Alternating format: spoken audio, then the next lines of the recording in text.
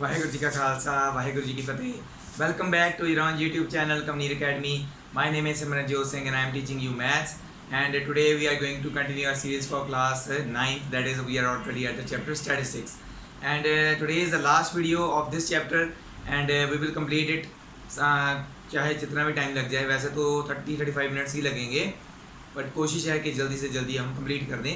इस चैप्टर को कंप्लीट करने के बाद आपके पास तैयारी करने के लिए सितंबर पेपर्स की नियर अबाउट 1 वीक से ज़्यादा होगा, तो आप साइड बाय साइड तैयारी कर सकते हैं। और अगर कहीं पे भी दिक्कत आ रही है कोई, तो आपके पास मेरा नंबर है, you can ask me on that. Okay, तो आप मुझे कोई भी दिक्कत आ रही है, कोई वीडियो नहीं मिल पा रही है, you can ask me on that my number, आपको मैं लिंक सेंड कर दूंगा। ओके, तो let's start our today's topic, that is measure of central tendency. Already measure of central tendency जो है 3 चीज़ों में बटा हुआ है, दैट इज मीन,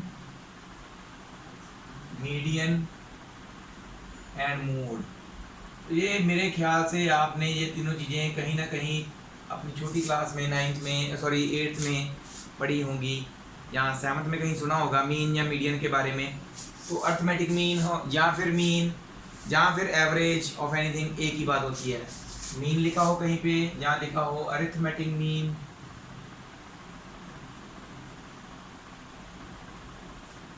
और एवरेज, सेम एक ही बात है। मीन निकालना मतलब एवरेज निकालना, अर्थमेटिक मीन एक ही बात है। मीडियन और मोड ये होता है 2 चीज़ों के लिए, एक for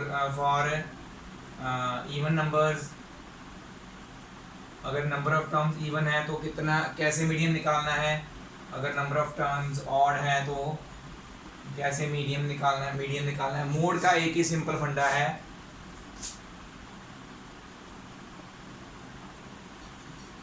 maximum time, number of times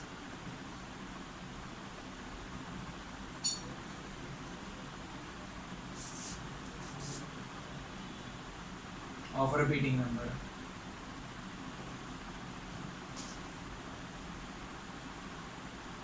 तो हमें जो भी डेटा दिया होगा उसमें जो नंबर सबसे ज़्यादा रिपीट हो रहा है वही मोड होगा। तो ये तीनों चीज़ें जो हैं हमने इसमें पढ़नी। एक ही एग्जांपल मैं आपको, एग्जांपल के तौर पे कोई भी एक डेटा ले लेते हैं, उसी एग्जांपल से मैं आपको सारा समझा दूंगा ये तीनों चीज़ें कैसे होंगी। बाद में जो हम एग्जांपल्स करेंगे, क्वेश्चन करेंगे, वो तो आपने फटाफट निकाल देने हैं। ओके, तो हम कोई भी एक मान के चलते हैं, हमारे पास 10 स्टूडेंट्स के मार्क्स हैं किसी एक टेस्ट में आउट ऑफ 50, या किसी में कितने में से भी हों, तो आउट ऑफ 10 में से भी हो सकते हैं। तो ये है मार्क्स 2, 3, 7, 4, 5, 6, 7, 6, 1, 2, 3, 4, 5, 6, 7, 8, 8 और 9। ठीक है, तो ये हैं, चलो एक जो है ना इसको चेंज कर देते हैं। तो ये मार्क्स हैं कुछ बच्चों के आउट ऑफ 10, किसी भी एक सब्जेक्ट का टेस्ट हुआ था, उसमें से ये मार्क्स आए हैं। उन्होंने फाइंड आउट करने को बोला है mean, median and mode. Mean, median और मोड निकालना है इसका। तो मीन क्या निकलेगा? मीन का फॉर्मूला सीधा सा यही है, एक्स बार का मतलब होता है मीन, इसका मतलब होता है मीन, ये सिंबल है उसका। इसका मीन का फॉर्मूला क्या है? अच्छा, ये लिखना भी होता है,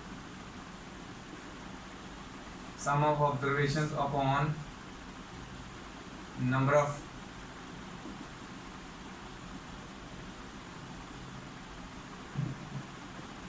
ये फॉर्मूला लिखना होता है जहाँ पे यूज करना है। सम ऑफ ऑब्जर्वेशन, जो जितनी भी ऑब्जर्वेशन दी है आपको सबका सम कर दो।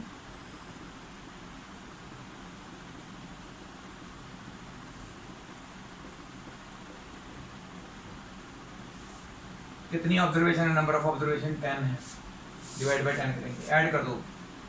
2, 3, 4, 5, 7, 5, 12, 12, 6, 18, 18 और 5, 23, 23, 6, 29, 29, 7, 36, 36 और 6, 42, 42 और 8, 50 और 59।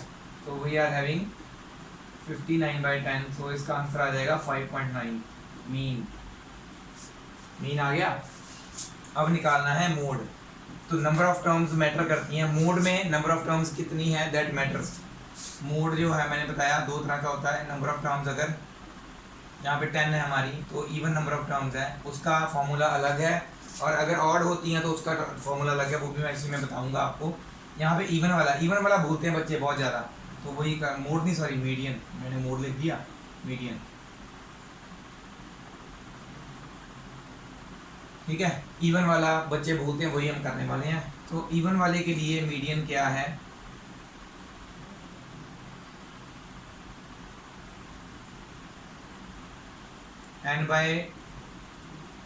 n by 2th term plus n by 2 plus 1th term both are divided by 2। ये डिवाइड बाय 2 लिखना भूल जाते हैं, ये दोनों तो याद रख लेते हैं फिर भी बच्चे। ध्यान में ये रखना है n by 2 अलग है, प्लस 1 अलग है, n by 2 ऐसे है। ये बच्चे पता क्या करते हैं, n प्लस 1 पूरे के डिवाइड में 2 लिख देते हैं, वो भी गलत हो जाता है। n क्या है हमारा 10,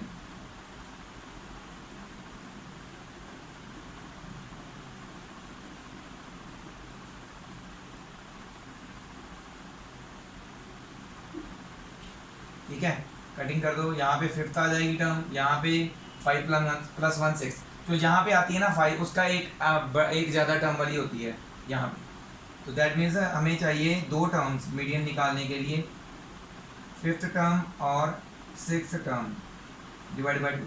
बट 5th और 6th टर्म क्या ऐसे गिनेंगे 1 2 3 4 5 पे जो 5 है, बट ऐसे तो नहीं आएगा। पर मीडियन निकालने के लिए सबसे इंपॉर्टेंट थिंग क्या है, फर्स्ट ऑफ ऑल इसको आपने असेंडिंग ऑर्डर में लिखना है। तो सबसे छोटी टर्म सबसे पहले, उसके बाद 3 है, ठीक है, उसके बाद 5 है एक बार है, उसके बाद 6 है 3 बार, 7 2 बार, फिर 8 है, फिर 9 है। ऐसे लिखना है आपने, असेंडिंग में लिखना जरूरी है मीडियन निकालने के लिए। उसको मीन निकालने के लिए असेंडिंग ऑर्डर में लिखना जरूरी नहीं है। तो इसकी 5th टर्म देखो 1 2 3 4, 5th term is 6, 5th term is 6 and 6th term is also 6। तो दोनों 6 6 हैं, 6 plus 6 by 2 12 by 2, answer is 6। ठीक है, लास्ट मोड, वो सबसे ज़्यादा कौन सी टर्म रिपीट हो रही है, 6 रिपीट हो रही है ना 3 टाइम्स, तो 6 आंसर। अच्छा, बच्चे पूछते हैं अगर 6 और 7 दोनों इकट्ठे एक जैसे रिपीट होते होंगे तो ऐसा क्वेश्चन वैसे डालते ही नहीं है वो। बाई चांस अगर ऐसा होता भी है तो आप दोनों आंसर लिखाना, आपका गलत नहीं करेंगे। दोनों में से कोई भी एक लिख देना, चाहे दोनों लिख देना, गलत नहीं कर सकते वो, क्योंकि दोनों नंबर ऑफ टर्म्स जो है सेम टाइम्स रिपीट हो रही होंगी, पर ऐसा क्वेश्चन डालते नहीं है। ठीक है, अगर ये तो था इवन वाला, ऑड वाला रह गया ना मीडियन। अगर नंबर ऑफ टर्म्स ऑड है तो क्या करेंगे, अगर सपोज करो ये 10 टर्म्स ना हो के 9 टर्म्स होती, मतलब कि एक टर्म कम होती है एंड में से, 9 ना होता 8 तक होती, देन हमारा n जो था वो 9 टर्म्स रह जाना था। अगर 9 टर्म्स होती तो ये बन गया ऑड वाला केस। ऑड वाले केस में कैसे करते हैं मीडियन, बहुत सिंपल है, n plus 1 divide by 2th term.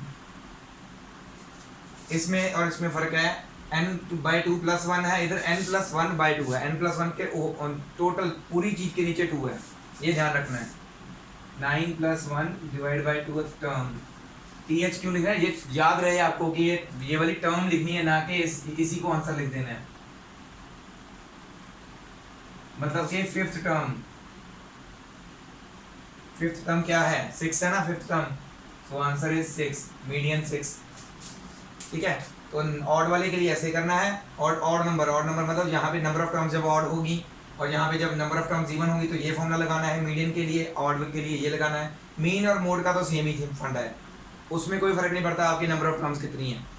Mean ऐसे ही निकलेगा, मोड भी ऐसे ही निकलेगा। नंबर ऑफ टर्म्स किसकी नंबर ऑफ टर्म्स कितनी ज़्यादा है, सबसे ज़्यादा रिपीटिंग नंबर कौन सा है, वो मोड और जो है मीन ऐसे ही निकलेंगे। इनका फ़र्क पड़ता है मीडियन का नंबर ऑफ टर्म्स के अकॉर्डिंगली। तो इसे आप पूरा नोट डाउन कर लीजिए जो मैंने यहाँ पे लिखा है। एग्जांपल्स के बाद बस मैं लिखता जाऊँगा, आप सॉल्व करते जाइए, बहुत इजी है। ठीक है, नोट डाउन कर लीजिए इसे। तो ये हमारी एग्जांपल 10 एंड 11th एग्जांपल आप खुद करेंगे। एग्जांपल 2 में जो डेटा दिया गया ना 30 स्टूडेंट्स के मार्क्स, वो सभी को आपने ऐड करके डिवाइड बाय 30 करना है, तो ये आप खुद करेंगे। ठीक है, क्योंकि एडिशन में प्रॉब्लम आती है, एडिशन में गलती होती है बच्चों से। अगर आप खुद करके देखोगे ना तब आपको पता चलेगा कि आप ऐड में कुछ गलती तो नहीं कर रहे।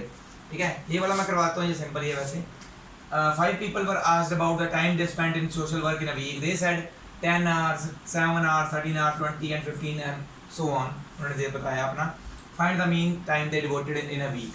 तो कितना टाइम वो डिवोट करते हैं. सबसे पहले सोल्यूशन में क्या लिखेंगे?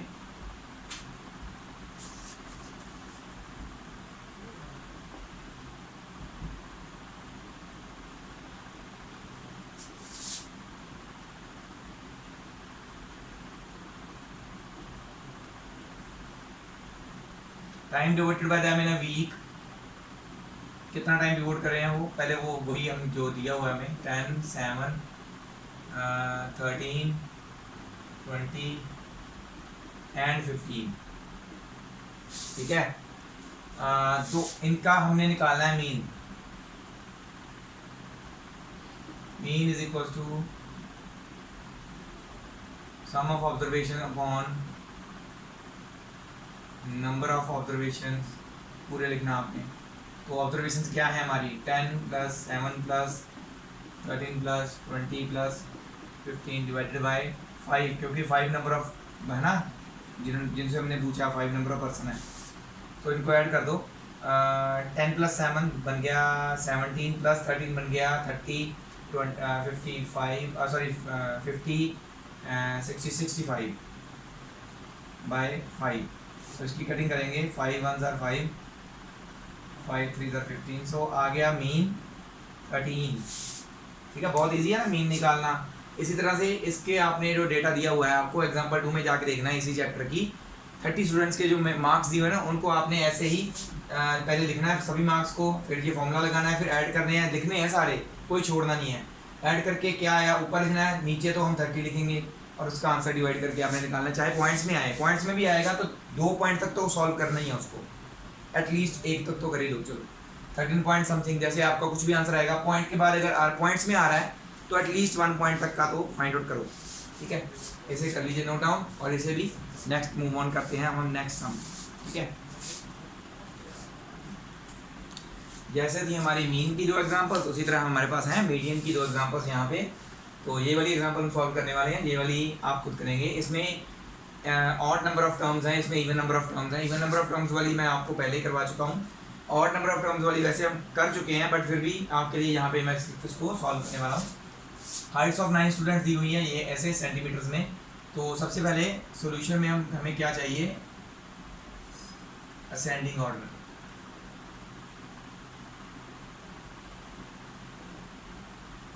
इसका असेंडिंग ऑर्डर सबसे मिनिमम वैल्यू 144, उसके बाद 145, देन आफ्टर दैट 145 एक बार 147, 148, 149, 150, 150 के बाद 152, 155 और कोई है 160. गिन लो 1 2 3 4 5 6 7 8 9 होगी वैल्यूज. ठीक है.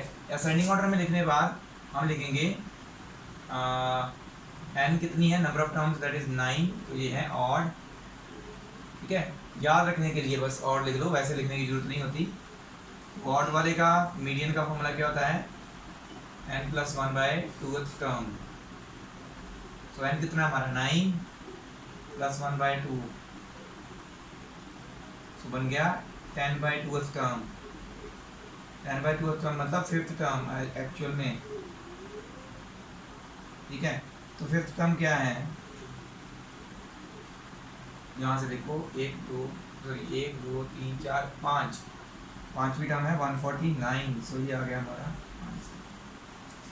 इसी तरह से आपने ये करना है. ये नंबर ऑफ टर्म्स जो हैं इवन है, आप काउंट करके दे देना. इवन नंबर ऑफ टर्म्स हैं और उसका फॉर्मूला मैंने आपको बताया हुआ ऑलरेडी, एग्जांपल करवाई है. अगर फिर भी ना हो solve you have my number, पूछ लेना. ओके. इसे आप कर लीजिए नोट डाउन और इसे भी कर लीजिए. नेक्स्ट मूव ऑन करते हैं नेक्स्ट एग्जांपल्स पे. और बहुत ही जल्द एक्सरसाइज भी होगी शुरू. एक्सरसाइज में भी 3-4 सम्स हैं, ज़्यादा नहीं है. ओके. इसे नोट डाउन कर लीजिए. तो नेक्स्ट ये जो एग्जांपल है ना 14, इसमें क्या है? मोड निकालना है बस. ये वैसे मार्क्स दिए हुए हैं, मैंने पूरा क्वेश्चन नहीं लिखा, देख लेना आप बुक से. तो ये डेटा जो दिया हुआ ना, मोड निकालने का सबसे आसान तरीका, नंबर ऑफ टर्म्स देखो सबसे ज़्यादा कौन सी रिपीट हो रही है। अगर आपको कन्फ्यूजन हो रहा हो कि यार ये नहीं वो रिपीट कर रही हूँ कि ज़्यादा या कुछ ऐसे कोई दिक्कत आ रही हो, फर्स्ट ऑफ ऑल आप इसको असेंडिंग ऑर्डर में लिख लीजिए। असेंडिंग ऑर्डर में लिखने का फायदा ये है, एक जैसे नंबर्स इकट्ठे हो जाएंगे, आपको इजीली पता चल जाएगा कि सबसे ज़्यादा रिपीट कौन सा हो रहा है। यहाँ पे दिखने को लग रहा है 7 7 7 3 बार रिपीट हो रहा है, 9 9 9 3 बार रिपीट हो रहा है, एंड एनी अदर 4 4 4 3 बार हो रहा है। 5 भी चेक कर लो, 1 2 बार हो रहा है। 6 चेक कर लो, 1 2 3 बार हो रहा है। 9 1 2 3 बार हो रहा है। 3 कितने बार हो रहा है, 1 2, और 2 कितने बार हो रहा है, एक बार ही हो रहा है।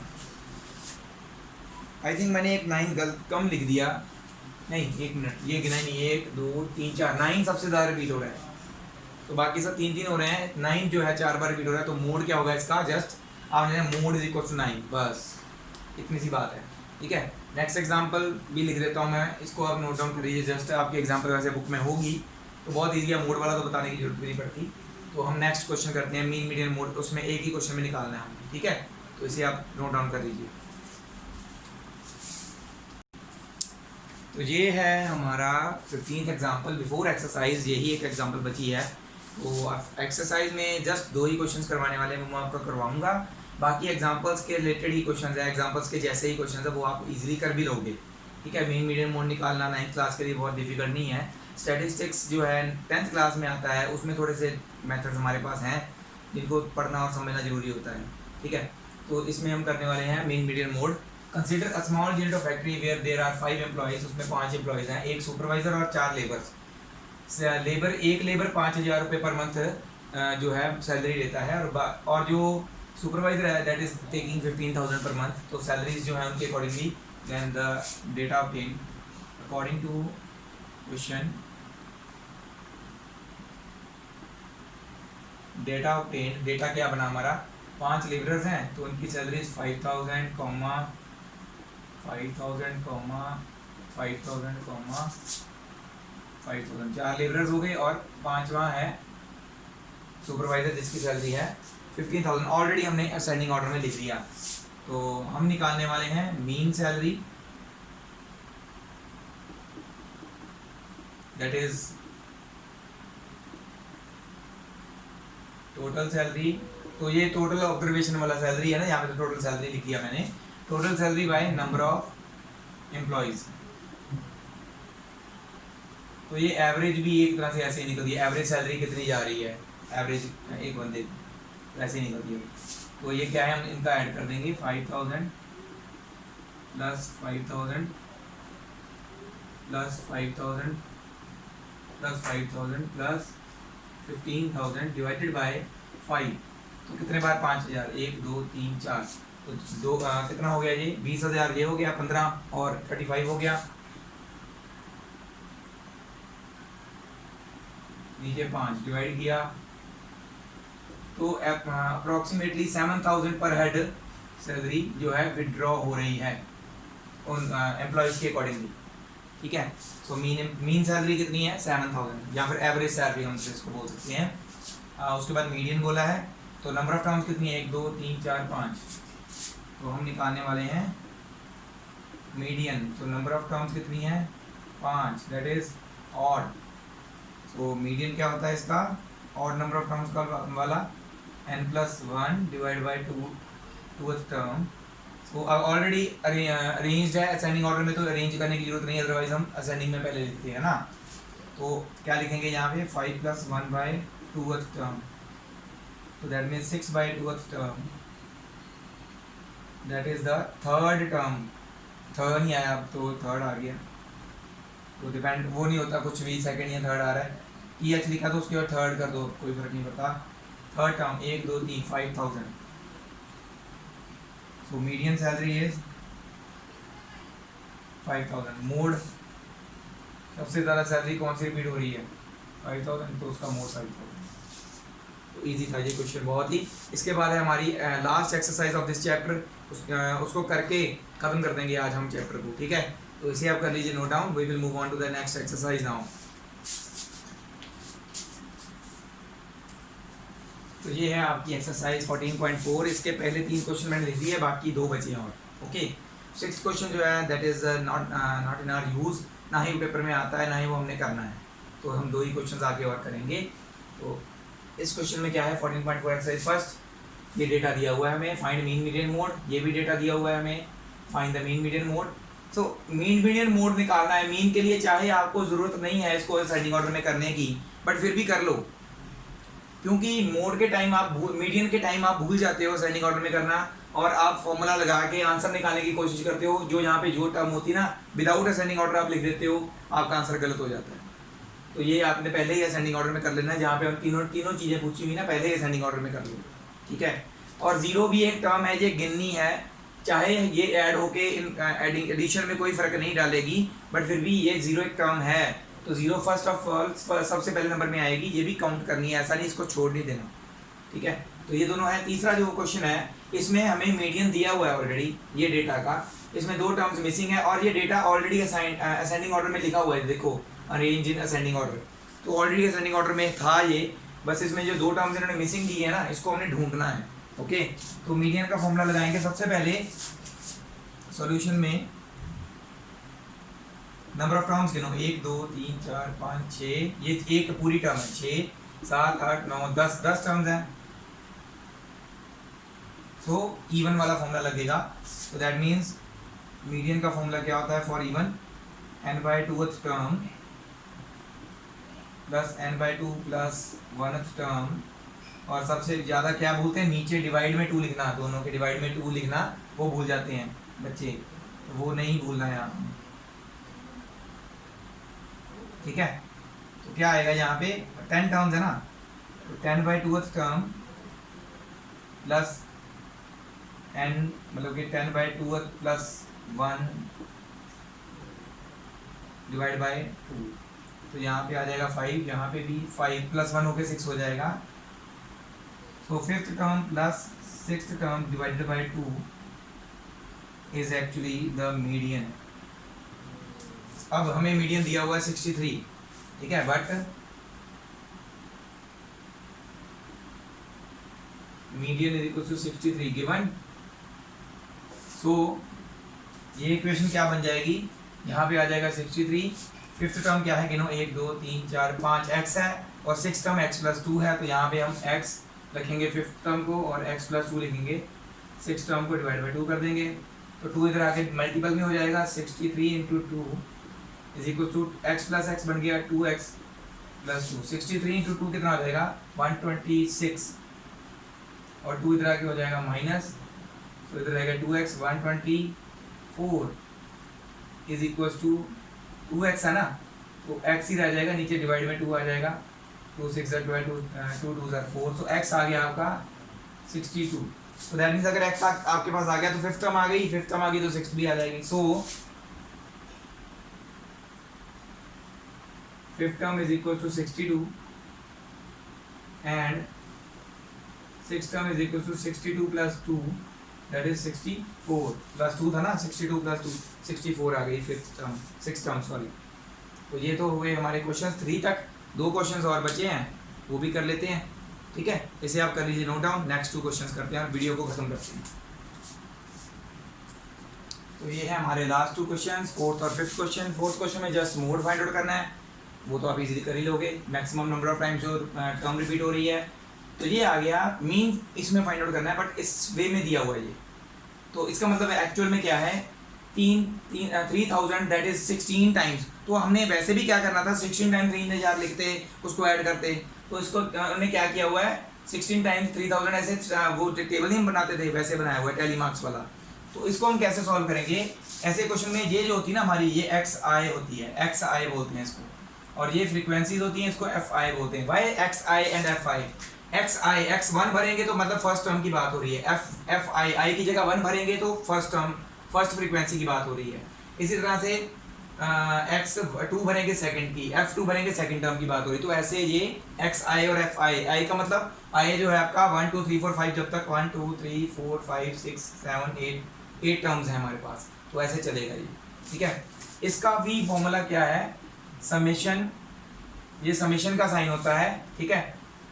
हमने समेशन करना है ऑफ एफ आई एक्स आई, तो हमें पहले तो इनको मल्टीप्लाई करना पड़ेगा तभी हम निकाल पाएंगे। इधर लिखते साइड में summation of F I X I upon summation of F I, मतलब जो इनका एक्चुअल में कितनी टाइम्स 16 है, सॉरी 3000 कितनी टाइम्स है वो आगे लिख देंगे मल्टीप्लाई करके, तो सैलरीज का आ जाएगा एक तरह से, टोटल करना इजीली हो जाएगा।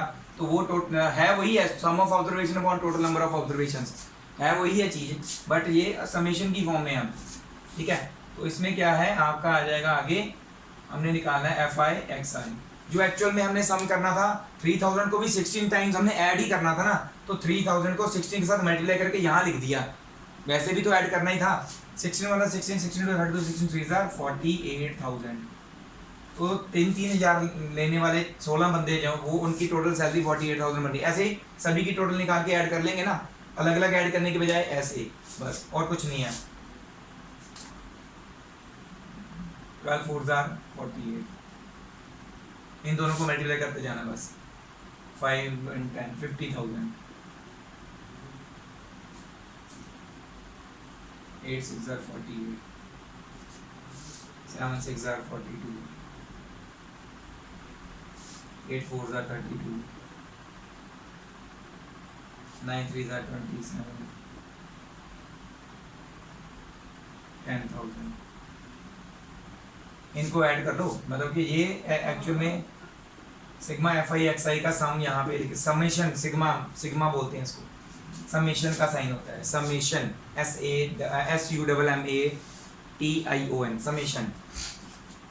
तो इसका मतलब क्या है एक्चुअल में समेशन का, summation goes from i is equal to 0 to i is equal to n, number of terms कितनी बार ये रिपीट हो रही है, ठीक है। ये हमारी 1 2 3 4 5 6 7 8 है, तो ये 8 तक जाएगा, 0 से ठीक है, 0 से नहीं एक्चुअली 1 से लेके first term adding second term, summation का मतलब ये है first term add the second term then third fourth, add ही करना है हमें। तो इनका ऐड क्या आएगा, पीछे 3 जीरो तो आनी है, आगे जो है ऐड करो। अगर इसको हम 50 50 और 50 50 ऐसे मान के चलें तो कितनी बार आ रहा है, 1 2 3 4, ठीक है, 50 50 50 50, तो कितना 2 लाख तो हो गया, 2 लाख में से 2000 2000 2000 6000 कम कर दो, तो कितना बन गया आपका 1,94,000, ठीक है। तो यहाँ तक तो हो गया 1,94,000, 40 और ऐड करो, 9 4 13, 2,34,000, यहाँ तक है ना, हाँ 2,34,000 और 2,000 और 2,36,000, उसके बाद 2 36 और 32 कितना हो गया, 2 36 और 2,68,000, 27 और करें, पहले 20 करो, ठीक है, इट विल बिकम 2,88,000 एंड 7 और करो, इट विल बी 2,95,000 एंड 10 और करेंगे 3,05,000, 3,05,000 इतना आ जाएगा आपका टोटल, ठीक है। लेट मी चेक, मैंने तो गलत कर दिया कहीं पे,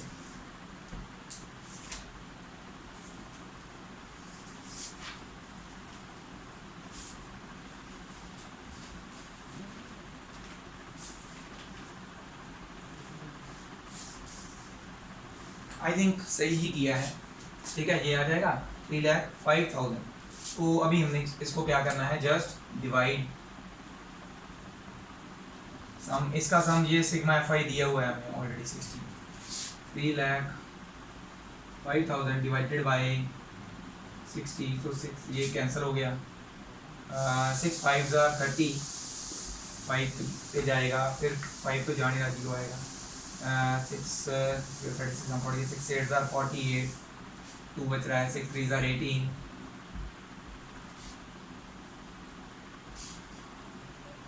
एक मिनट, 2 बच रहा था, हाँ 6 3 18, फिर से 2 बच रहा है एंड 3 3 सो 1 चलेगा। तो आपका ये मीन जो है एक्चुअल में इतना, बस 2 पॉइंट्स तक निकालना होता है, तो ये आपका आ गया इसका आंसर। इसी के साथ हमारी जो आज की वीडियो है यहीं पे ख़त्म होती है, और आपका ये बस ये ऐसा एक सम ना आ सकता है, आने के चांसेस है नहीं वैसे इतने, बट बाई चांस अगर आपको डाल दें तो ऐसे करना है इसको बस, ठीक है, सिंपल है बहुत। नहीं समझ में आ रहा है तो आपके पास नंबर क्या किसके लिए है, पूछने के लिए, तो आप मुझे पूछ सकते हैं सर मुझे यहाँ से समझ नहीं आया, मैं आपको समझा दूँगा, ठीक है। तो इसे आप नोट डाउन कर लीजिए। और thank you very much at the end watching the video till the end. ऐसे ही मुझे सपोर्ट करते रहिए। फर्स्ट ऑफ ऑल अपने पेपर्स की तैयारी कीजिए सितंबर में, उसके बाद मैं आपको लगातार जो चैप्टर्स बचे हैं उनकी वीडियोस भी बना के देता रहूँगा, ठीक है। Thank you very much again. Waheguru ji का खालसा, वाहिगुरू जी की फतेह।